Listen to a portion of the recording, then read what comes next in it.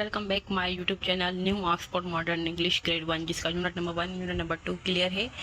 Unit number 3 की word meaning भी clear है, उसकी रीडिंग भी हमने क्लियर की है। आज हम उसकी ये वाली एक्सरसाइज करेंगे। Exercise number A, understanding the poem. Poem को समझेंगे, फिर इनके जो क्वेश्चंस दिए गए हैं इनके आंसर देंगे एक्सरसाइज। तो ठीक है स्टूडेंट, तो आइए पहले क्वेश्चंस पढ़ते हैं, फिर इसकी मैंने अलग से कॉपी में पूरे इसके आंसर लिखे हैं। Talk about the following with your teacher and then write the answer. कह रहा है कि ये अपनी टीचर्स के साथ बात करें इनके बारे में, फिर इनके आंसर दें, आप आंसर लिखें। इज रिश मेल और फीमेल। अब कह रहा है जो बिली थी, मतलब बिल्ला या बिली, वो मेल थी या फीमेल थी। Male is a word use for a boy, men female. अब कह रहा है female is a word for girl or woman, we used in refer to animals and non-living object। अब कह रहा है कि जो मेल वर्ड है वो मर्द के लिए इस्तेमाल होता है या लड़के के लिए, और फीमेल औरत के लिए इस्तेमाल होता है या गर्ल के लिए। तो अभी कह रहा है कि ये जो है हम नॉन लिविंग थिंग्स ऑब्जेक्ट या एनिमल्स उनके लिए इस्तेमाल नहीं कर सकते। मेल और फीमेल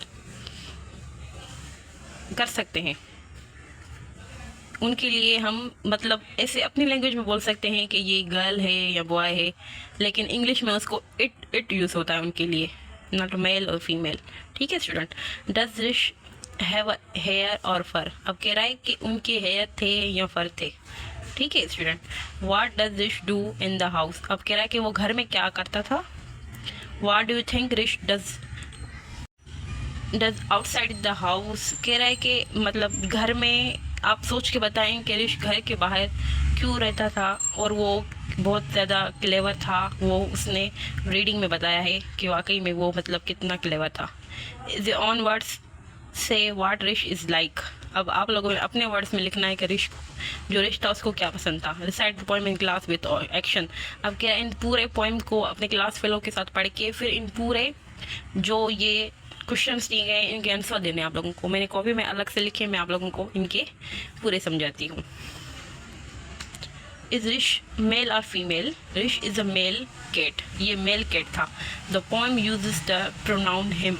अब कह रहा है पोएम जो है इसके लिए वर्ड यूज किया था हिम। प्रोनाउन इसका कौन था, हिम, क्योंकि ये एक लड़का था, उस वजह से अगर ये लड़की होती तो हर यूज होता है इसके लिए। And says his name is Rish. उन लोगों ने कहा है हिज नेम, हिज दिया है उनको, मतलब ये एक बॉय था। हिज लड़के के लिए यूज होता है, हर गर्ल के लिए यूज होता है, और उसका प्रोनाउन होगा हिम।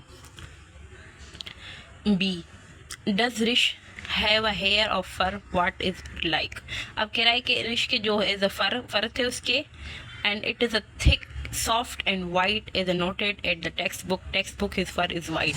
अब कह रहा है कि रिश के जो फर थे वो थिक थे, सॉफ्ट थे, और नोटबुक में कहा गया है कि वो वाइट भी थे। सी में पढ़ते हैं what does Rish do in the house. अब वो घर में क्या करता था। He hunts and walks around the house. कह रहा है कि वो शिकार करने के लिए घर से बाहर वॉक करके जाता था। According to script he hunts and walk about my house. अब कहा है कि रीडिंग में बताया गया है ये चीज़। What do you think रिश does outside the house। आप लोगों ने सोचा है कि वो घर से बाहर क्या करता था। He goes outside to catch a mouse। The poem on spread।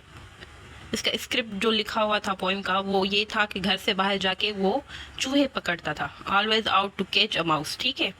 Is रिश clever? बेशक। Yes, रिश is very clever। The poem calls him a smarter cat। Smarter cat उसको कहा गया है। इन योर ऑन वर्ड से what is Rish is like. Rish is a clean, smart and playful white cat who loves catching mice and fish. बिल्कुल। I hope कि आप लोगों को ये पूरी एक्सरसाइज समझ में आ गई होगी। अब हम नेक्स्ट जो पैराग्राफ है ये वाला, ये हम नेक्स्ट वीडियो में करेंगे, वरना वीडियो बहुत ज़्यादा लंबी हो जाएगी। तो ठीक है स्टूडेंट, अल्लाह हाफिज़।